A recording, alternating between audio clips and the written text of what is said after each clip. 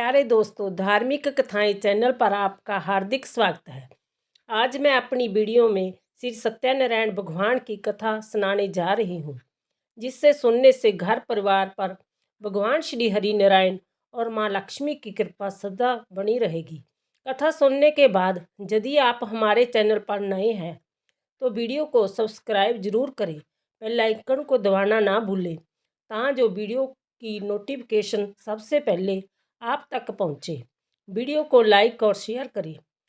कथा के अनुसार समय नैमिषारण्य तीर्थ में शौनक आदि 88,000 ऋषियों ने श्री सूत जी से पूछा, हे प्रभु, इस कलयुग में वेद विद्या रहित मनुष्यों को प्रभु भक्ति किस प्रकार मिलेगी तथा उनका आधार कैसे होगा।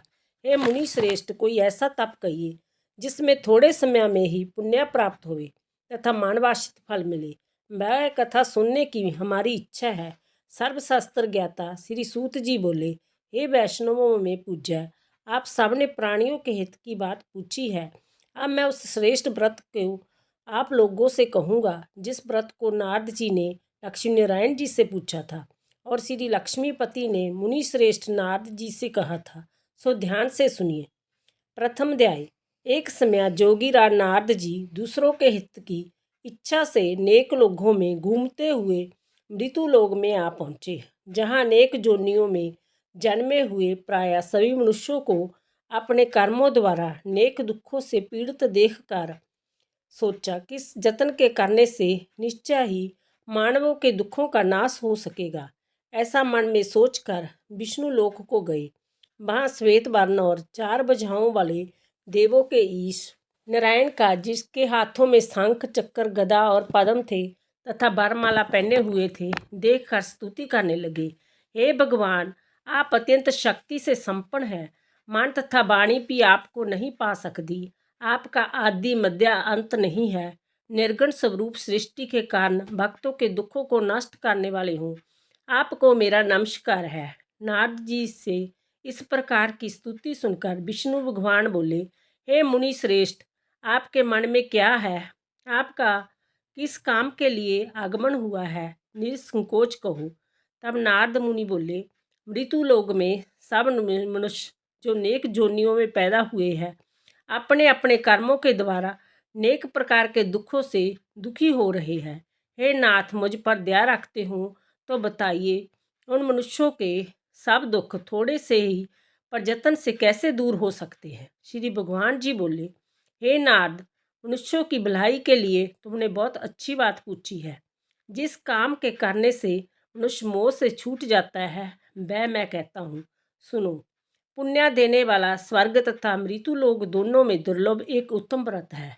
आज मैं प्रेमवश होकर तुमसे कहता हूँ, श्री सत्यनारायण भगवान का जय व्रत अच्छी तरह विधान पूर्वक करके मनुष्य तुरंत ही जहाँ सुख भोग कर मानने पर मोक्ष को प्राप्त होता है। श्री भगवान के वचन सुनकर नारद मुनि बोले, उस व्रत का फल क्या है? क्या विधान है? किसने जय व्रत किया था और किस दिन जय व्रत करना चाहिए? विस्तार से कहो। भगवान बोले, दुख शोक आदि को दूर करने वाला, धन धन्य को बढ़ाने वाला, सौभाग्य तथा संतान को देने वाला जय व्रत सब स्थानों पर विजय करने वाला है। भक्ति और श्रद्धा के साथ किसी भी दिन मनुष्य श्री सत्यनारायण की शाम के समय ब्राह्मणों और बंधुओं के साथ धर्मपरायण होकर पूजा करे। भक्ति भाव से नैवेद्य, केले का फल, घी, दूध और गेहूं का चूर्ण स्वाया लेवे। गेहूं के भाव में साठी का चूर्ण, शक्कर तथा गुड़ ले और सपक्षण योग्य पदार्थ जमा करके भगवान को अर्पण करे तथा बंधु बांधवों से ब्राह्मणों को भोजन करावे। पश्चात स्वयं भोजन करे। नृत्य गीत आदि का आचरण कर श्री सत्यनारायण भगवान का स्मरण करता हुआ समय व्यतीत करे। इस तरह व्रत करने पर मनुष्यों की इच्छा निश्चय ही पूरी होती है। विशेषकर काली काल में मृत्यु लोक पर यही मोक्ष का सरल उपाय है। द्वितीय अध्याय। सूत जी बोले, हे ऋषियों, जिसने पहले समय में इस व्रत को किया है उसका इतिहास कहता हूँ, ध्यान से सुनो। सुंदर कांसीपुरी नगरी में एक अत्यंत निर्धन ब्राह्मण रहता था। वह भूख प्यास से बेचैन हुआ नित्य पृथ्वी पर घूमता था। ब्राह्मणों से प्रेम करने वाले भगवान ने ब्राह्मण का रूप धारण कर उसके पास जाकर आदर के साथ पूछा, हे विप्र, नित्य दुखी हुआ पृथ्वी पर क्यों घूमता है? श्रेष्ठ ब्राह्मण बोला, मैं निर्धन ब्राह्मण हूँ, भिक्षा के लिए पृथ्वी पर फिर। हे भगवान, यदि आप इसका पा जानते हो तो कृपा करके कहो। वृद्ध ब्राह्मण बोला कि सत्यनारायण भगवान मानवांछित फल देने वाले हैं, इसलिए हे ब्राह्मण, तू उनका पूजन कर, जिसके करने से मनुष्य सब दुखों से मुक्त होता है। ब्राह्मण को व्रत का सारा विधान बतलाकर बूढ़े ब्राह्मण का रूप धारण करने वाले श्री सत्यनारायण भगवान अंतर ध्यान हो गए। जिस व्रत को वृद्ध ब्राह्मण ने बतलाया है, मैं उसको करूँगा। जय निश्चय करने पर उसे रात में नींद नहीं आई। वह सवेरे उठ सत्यनारायण भगवान के व्रत का निश्चय कर भिक्षा के लिए चला। उस दिन उसको भिक्षा में बहुत धन मिला, जिससे बंधु बांधवों के साथ उसने श्री सत्यनारायण भगवान का व्रत किया। इसके करने से वह विप्रिया सब दुखों से छूटकर अनेक प्रकार की संपत्तियों से युक्त हुआ। उस समय से वह विप्रिया हर मास व्रत करने लगा। सत्यनारायण भगवान के व्रत को जो करेगा वह सब पापों से छूटकर मोक्ष को प्राप्त होगा। आगे जो पृथ्वी पर श्री सत्यनारायण भगवान का व्रत करेगा वह मनुष्य सब दुखों से छूट जाएगा। इस तरह नारद जी से नारायण जी का कहा हुआ जय व्रत मैंने तुमसे कहा। ऋषि बोले, हे मुनिवर, संसार में उस विप्रिया से सुनकर और किस किस ने इस व्रत को किया, हम पर वह सब सुनना चाहते हैं। इसके लिए हमारे मन में श्रद्धा है। सूत जी बोले, हे मुनियों, जिस जिसने इस व्रत को किया है वह सब सुनो। एक समय एक विप्रिया धन और ऐश्वर्य के अनुसार बंधु बांधवों के साथ व्रत करने को तैयार हुआ। एक लकड़ी बेचने वाला बूढ़ा आदमी आया और बाहर लकड़ियों को रखकर विप्रिया के मकान में गया। प्यास से दुखी लकड़हारा उनको व्रत करते देखकर विप्रिया को नमस्कार कहने लगा, आप जय क्या कर रहे हैं और इसके करने से क्या फल मिलता है, कृपा मुझसे कहो। ब्राह्मण ने कहा, सब मनोकामनाओं को पूरा करने वाला जय श्री सत्यनारायण भगवान का व्रत है। इसकी ही कृपा से मेरे जहाँ धन धान्य आदि की वृद्धि हुई है। विप्रिया से इस व्रत के बारे में जानकर लकड़हारा बहुत प्रसन्न हुआ। चरनाम तले और प्रसाद खाने के बाद अपने घर को गया। लकड़हारे ने अपने मन में इस प्रकार का संकल्प किया कि आज ग्राम में लकड़ी बेचने से जो धन मिलेगा उसी से श्री सत्यनारायण भगवान का उत्तम व्रत करूँगा। जय मन में विचार कर वह बूढ़ा आदमी लकड़ियाँ अपने सिर पर रखकर जिस नगर में धनवान लोग रह रहे थे वह ऐसे सुंदर नगर में गया। उस रोज़ वहाँ पर उसे उन लकड़ियों का दाम पहले दिनों से चौगुना मिला।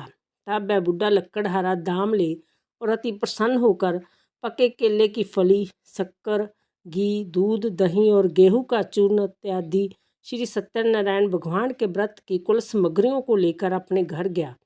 फिर उसने अपने भाइयों को बुलाकर विधि के साथ भगवान जी का पूजन किया और व्रत किया। उस व्रत के प्रभाव से वह बूढ़ा लकड़हारा धन पुत्र आदि से युक्त हुआ और संसार के समस्त सुख भोग कर वैकुंठ को चला गया।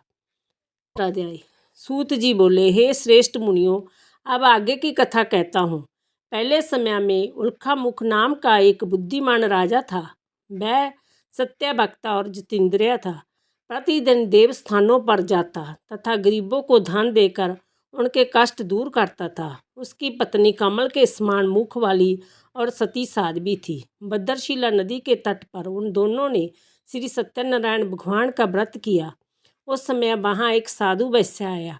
उसके पास व्यापार के लिए बहुत सा धन था और राजा को व्रत करते हुए देखकर विनय के साथ पूछने लगा, हे राजन, भक्ति युक्त चित्त से जय आप क्या कर रहे हैं? मेरी सुनने की इच्छा है, सो आप जय मुझे बताइए। राजा बोला, हे साधु, अपने बांधवों के साथ पुत्र आदि की प्राप्ति के लिए एक महाशक्तिमान श्री सत्यनारायण भगवान का व्रत व पूजन किया जा रहा है।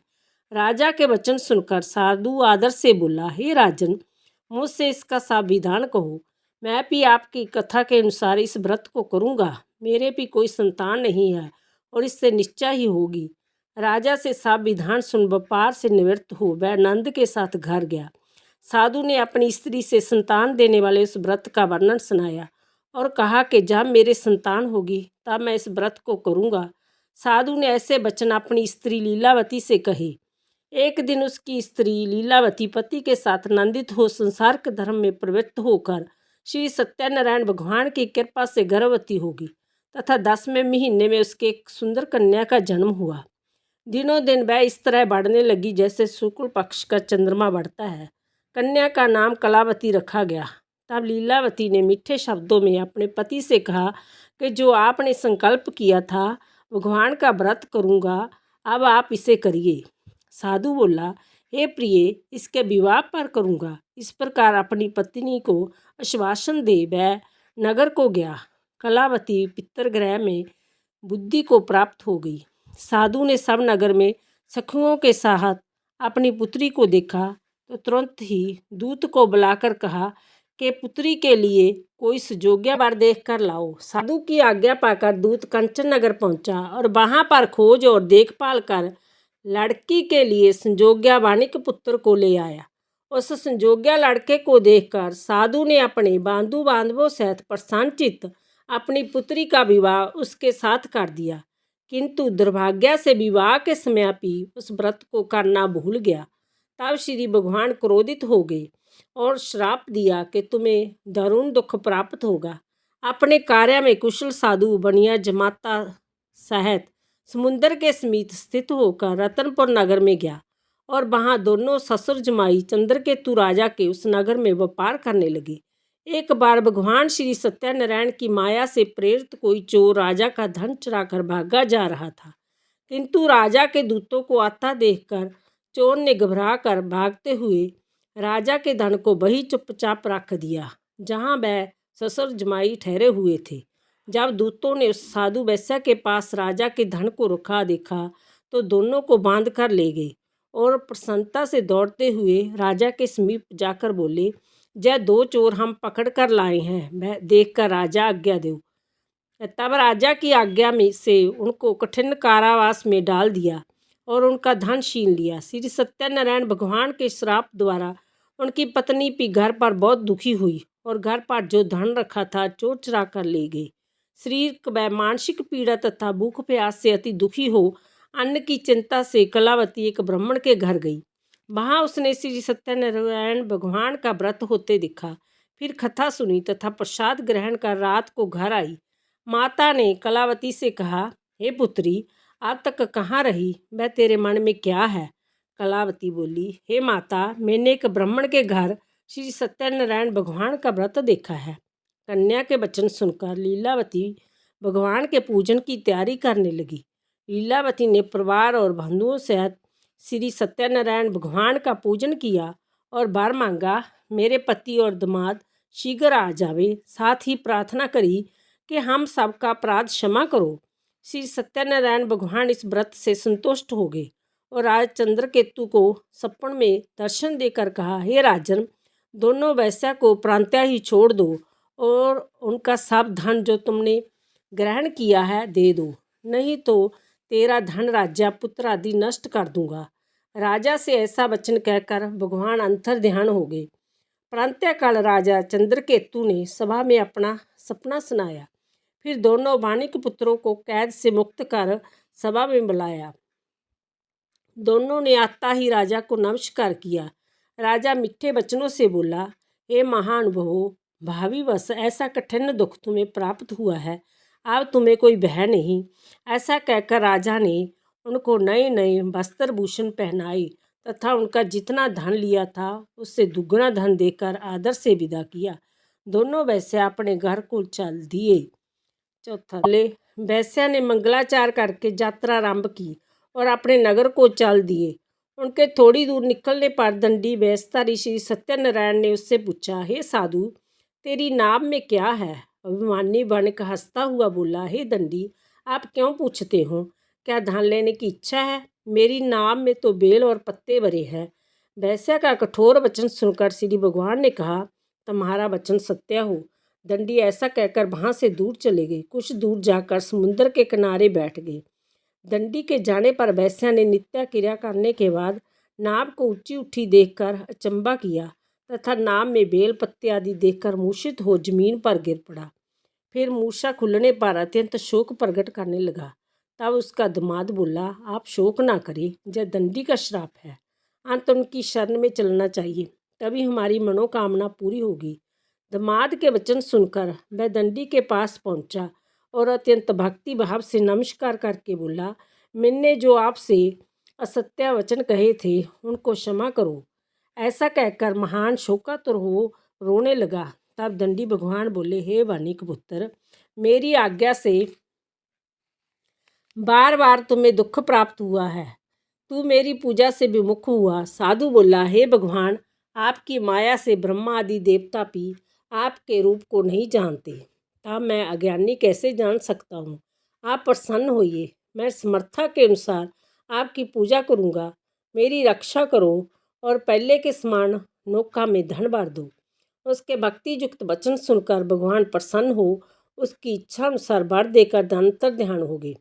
तब उन्होंने नाव पर आकर देखा कि नाव धन से परिपूर्ण है। फिर वह श्री सत्यनारायण भगवान का पूजन कर साथियों सहित अपने नगर को चला। जब अपने नगर के निकट पहुंचा तब दूत को घर भेजा। दूत ने साधु के घर जा उसकी स्त्री को नमस्कार कर कहा। साधु अपने दामाद सहित इस नगर के समीप आ गए। ऐसा वचन सुन साधु की स्त्री ने बड़े हर्ष के साथ श्री सत्यनारायण भगवान का पूजन कर पुत्री से कहा, मैं अपने पति के दर्शन को जाती हूँ, तू कार्य पूर्ण कर, शीघ्र आ। माता के ऐसे वचन सुनकर कलावती प्रसाद छोड़कर जल्दी में पति के पास गई। प्रसाद की अवज्ञा के कारण श्री सत्यनारायण भगवान ने रुष्ट हो गए। उसके पति को नाव सहित पानी में डुबो दिया। कलावती अपने पति को ना देखकर रोती हुई जमीन पर गिर गई। इस तरह नौका को डूबा हुआ तथा कन्या को रोता हुआ देख साधु दुखी होकर बोला, हे प्रभु, मुझसे या मेरे परिवार से जो भूल हुई उसे क्षमा करो।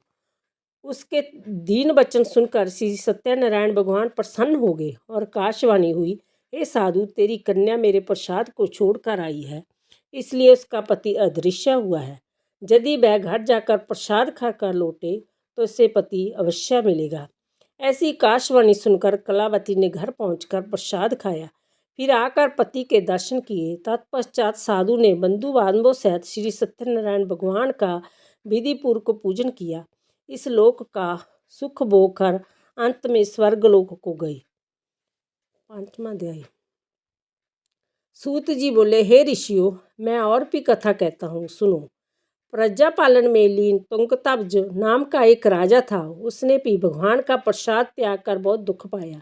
एक समय वन में जाकर वन्य पशुओं को मारकर बड़ के पेड़ के नीचे आया। वहाँ उसने ग्वालों को भक्ति भाव से बांधवों सहित श्री सत्यनारायण जी का पूजन करते देखा।